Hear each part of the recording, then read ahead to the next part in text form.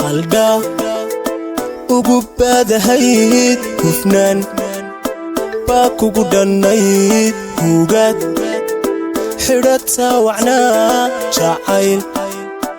kaygii horaay halda hey ugu baadahayd hufnaan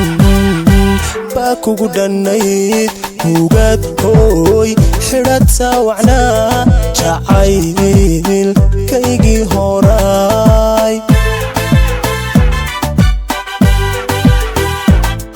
haween baan ku jeclaa asaa waxana waa taqaan hadalka naxariista lana hoodiyo dhaqan baadulayd hadalka naxariista lana hoodiyo dhaqan baadulayd